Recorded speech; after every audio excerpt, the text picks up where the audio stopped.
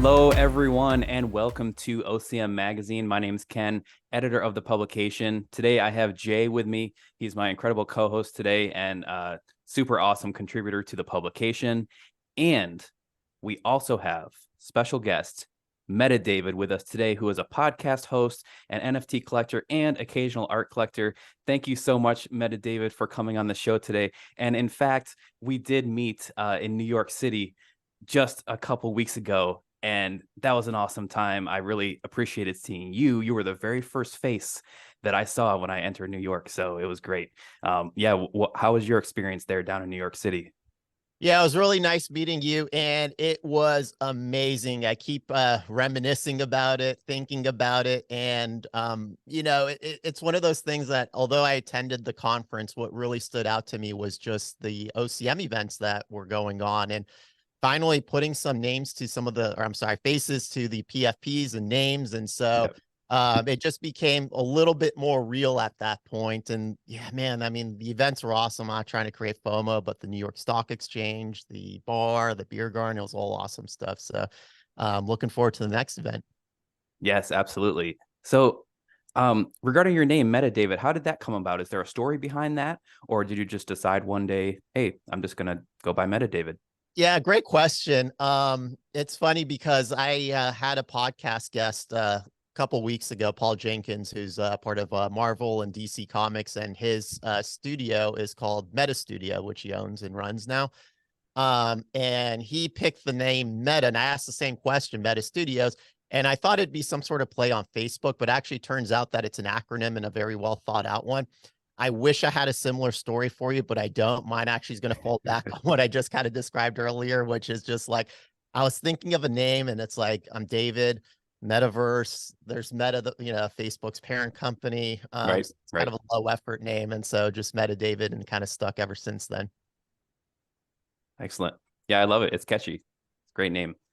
So how did you get your start in crypto NFTs? Maybe you're an OCM holder. How did you find out about OCM? And then how did you transition from that into, having your own podcast? Yeah, man, it's been an amazing journey. So I first got into crypto in 2017. I knew about it before, but similar to a lot of the sentiments that people have now, which is I had some reservations, and it's like, I don't know if any of this stuff is like real and tangible, and I don't know if it has staying power, but I will have to say that I bought into it, but more on a FOMO play. I understood the underlying technology, and I've always been optimistic and bullish about blockchain technology, but I've had some reservations about cryptocurrencies. And so I got into it more as a FOMO play in 2017. I knew what Bitcoin was. I bought that.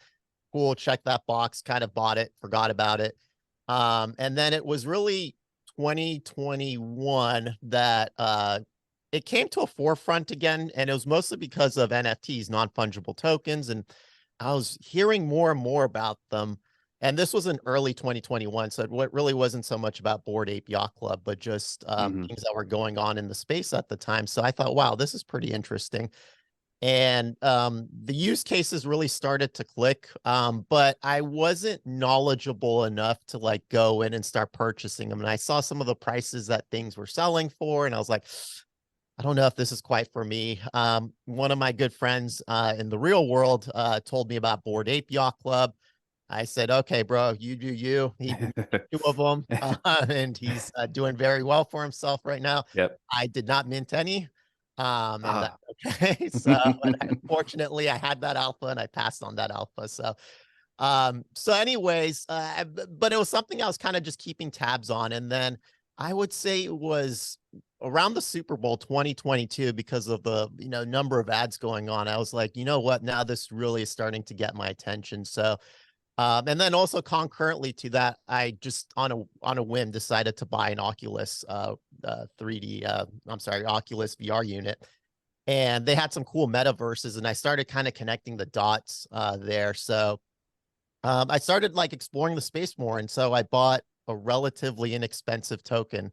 It was called Slacker Duck Club, and I think I like the fact that there was an animal on there, so I thought maybe it's going to be the next Bored Ape Yacht Club. And the names were kind of similar, but different. So I thought maybe I could kind of catch my friend as far as his earnings go, but it didn't work out that way. But all that's to say is I started off kind of financially motivated, but I really quickly transitioned into being just the lover of what's going on in the space as far as like community goes, meeting people from all walks of life through all corners of the earth, and really became intrigued by art in general because I always thought that like digital art was something that hasn't it's hard to sell digital art without the blockchain. And I just felt like now there's something like that actually kind of solves that problem on many fronts. And part of that equation is obviously cryptocurrency. So I started off with collecting art and then meeting a lot of like emerging one-of-one artists. These are artists that quite haven't hit it big yet, but they clearly are talented and they're doing all the right things as far as putting themselves out there, talking about their art, connecting with their collectors.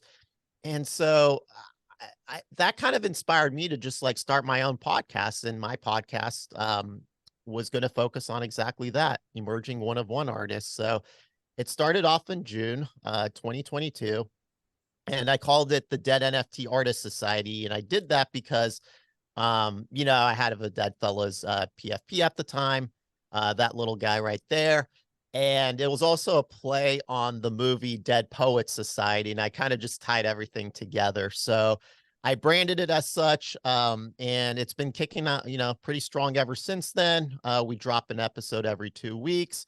One thing that we have been doing this season that just started off in January of 2023 is we've made every episode available to mint. It's open for a 2-week window. So we drop the episode on Monday. It's available on all major streaming platforms and you can mint it. If you look at the show notes, there's a link there where you can go and mint it. And we do this for a number of reasons.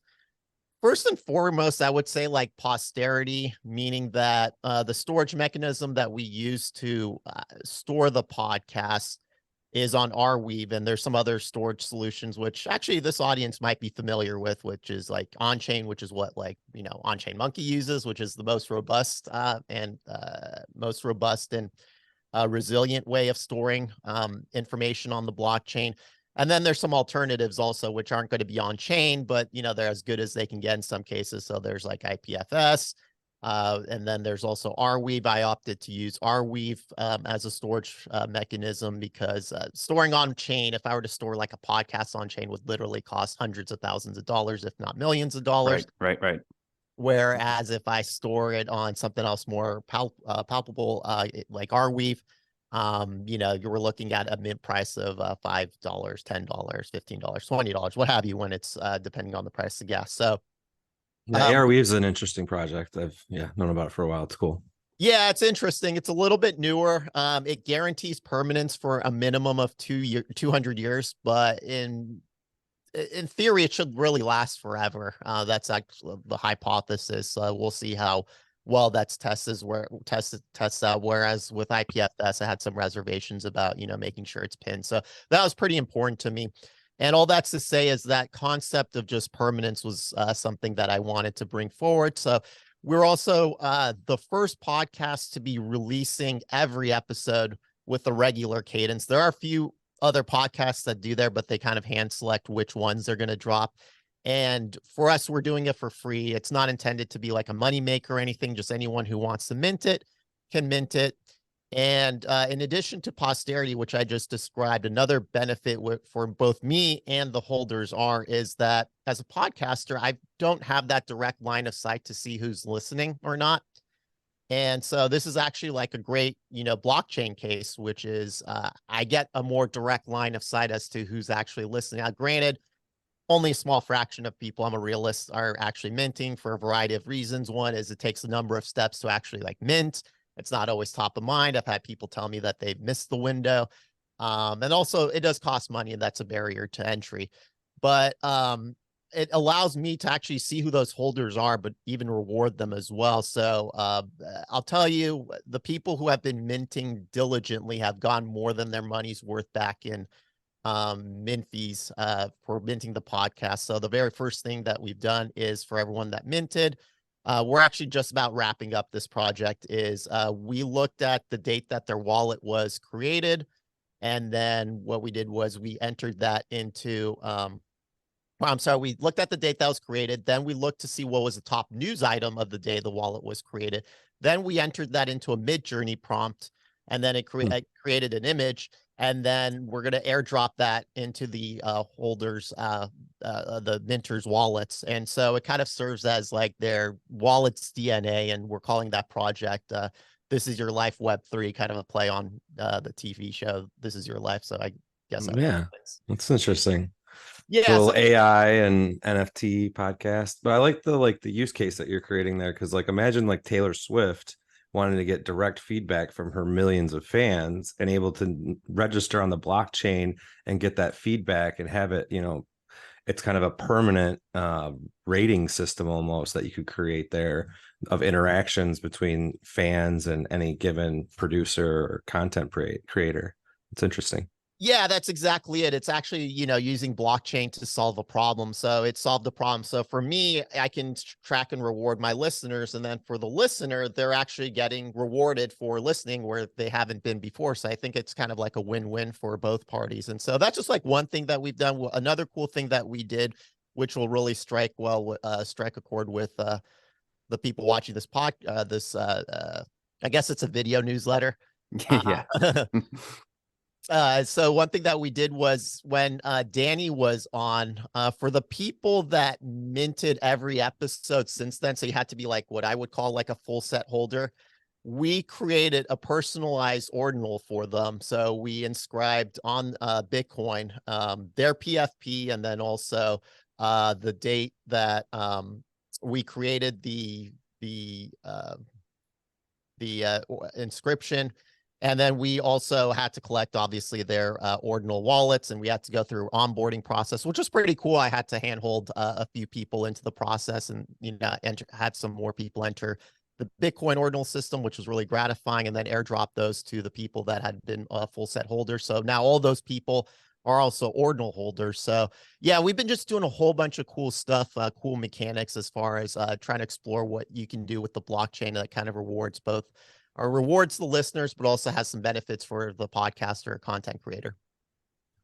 Can you give us a little insight into like your like coming across OCM and how you were brought into that community specifically? And then like, obviously you've been to IRL events, maybe some highlights.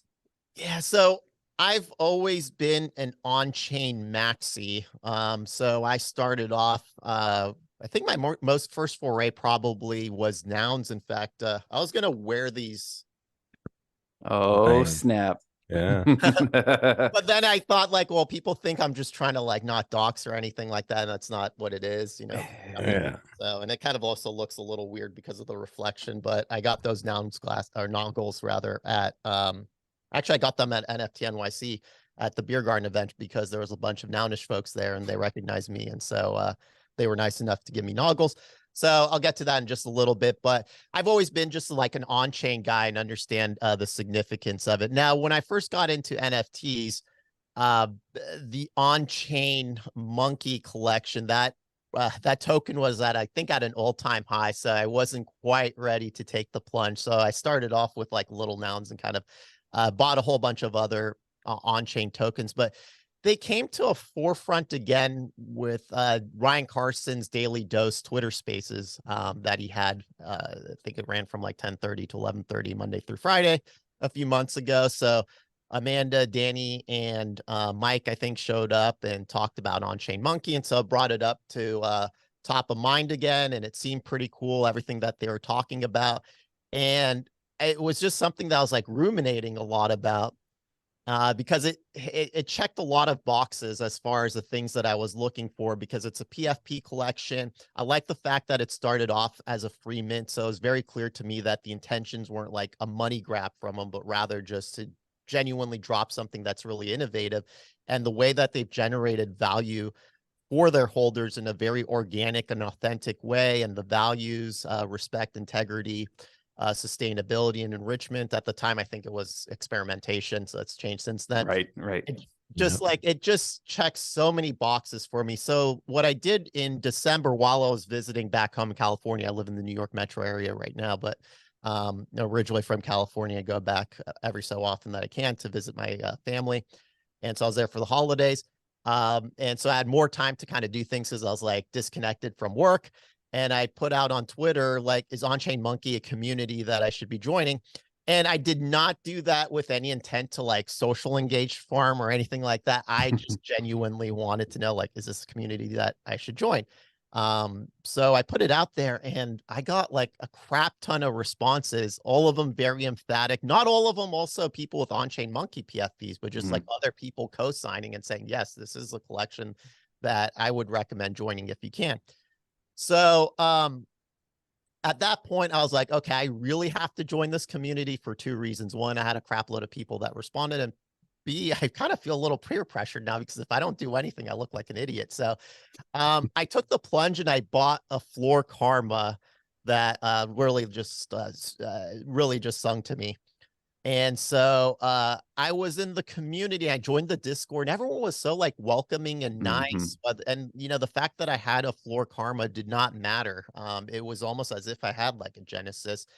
And so maybe after like 2 weeks of that, I liked the community so much that I bought a Genesis, and then I bought 2 desserts, and just like all within like, you know, hours. And then, you know, I fed the Genesis and then created, you know, my full set, which I currently have. And then I went and bought another Genesis kind of recently. So I bought it at the high, which I totally fine with because I know that in the long run, it's going to work out okay.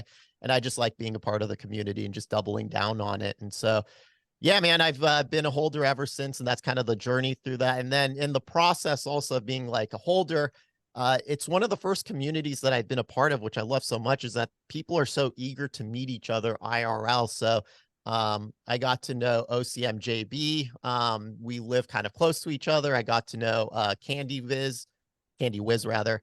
Also, I guess both of them were also your guests last time. Yeah. And then another person, OnChainMonkey man, and we're just kind of talking amongst ourselves. And we all live in New Jersey here, and we all live in pretty close proximity. We're like, dude, we should just all like meet up. And so we did meet up a little bit before NFT NYC, and we all just like really clicked. Very similar like profiles. We're both like fathers. We're both like kind of just very similar kind of outlook and things. And so we really clicked. And then a few weeks later after that was NFT NYC, which was just amazing. I was fortunate enough to be a speaker there. And then also just meeting everyone in the community, just everyone was just so warm and welcoming and so nice. And I just can't sing the praises enough about OnChainMonkey. So I'm going to keep not only investing in the community, but just being an active participant, just because it's just one that I really vibe with. And I've been in this space, although it's not that long. I guess it's like 1.5 years, but it feels like dog years here. So it's kind of a long time. Web 3 years. Yeah, totally different. Yeah, exactly. So I could say that I've been around a long time, been a part of a lot of communities, but this is really the one that just like is my home. And you're rocking the merch to prove it. You've got the racing jacket and the hat. Yeah, man. I mean, I've got a weakness. If there is any sort of merch, like I am getting it one way or another. So I got the cap from the store. I remember actually I've gotten 2 more caps from the store. As they become available on the merch store, I just go in and get them. And then when the jacket became available, I went in and got the jacket as well. So yeah, I'm all in, guys. Glad to have you. Well, yeah, That's cool. That's an awesome story.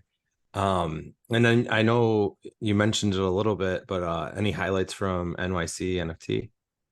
Oh man, just so many. And I guess it would start with when I met Ken in the lobby of the bar that we were going up to. It was on a rooftop.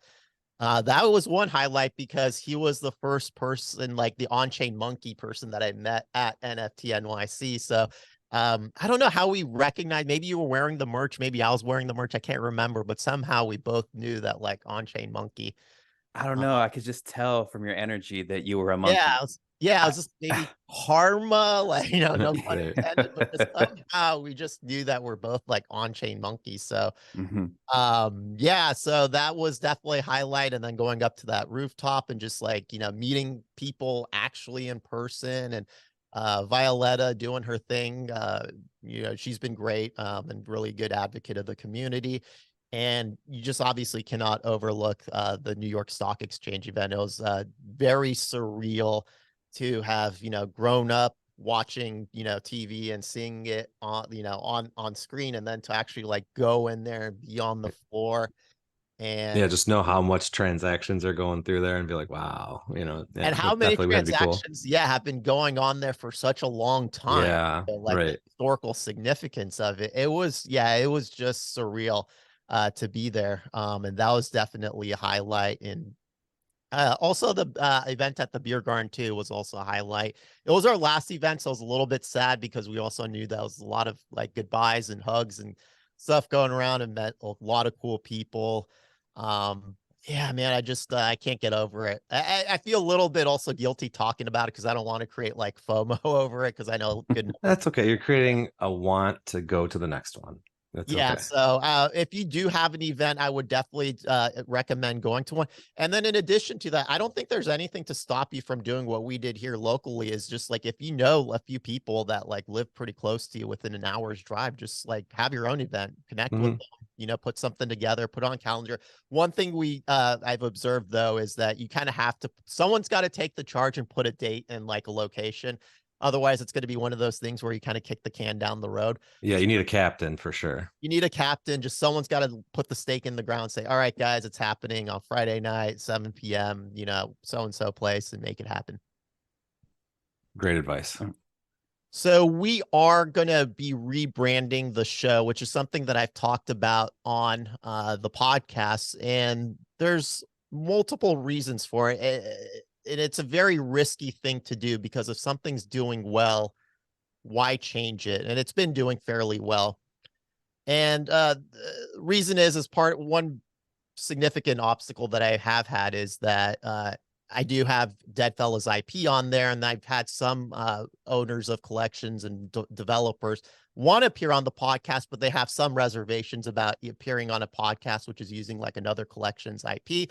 Another issue that I've run across more frequently than you'd believe is I've had people that want to come on and talk about dead artists and like historical type stuff. And it's like, no, this is, and it might not necessarily even have to do with NFTs. These are people coming from like academia and cultural things. And it's like, I have to kind of go back and say like, no, this is an NFT centric one. It has nothing to do with dead artists. In fact, to my knowledge, these are all alive artists. So there might be a new avenue there. There might be new avenue. There might be like a segment, if you're listening and watching it, there's an untapped segment there that you might want to consider going into.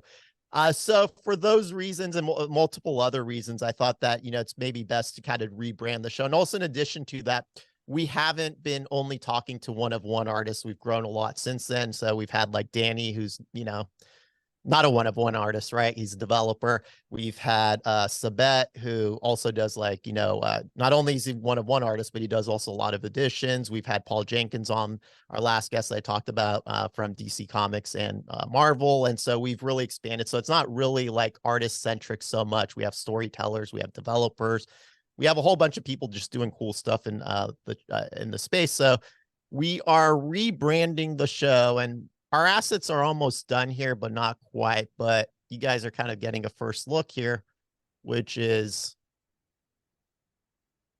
it's going to be called the Blockchain Experience with Meta David, and then it's going to kind of have more of a pop feel to it. We're not going to be using the Deadfellas IP anymore, and the IP is going to kind of just be like a cartoonized version of me, a pop version of me, but it's going to be getting a makeover.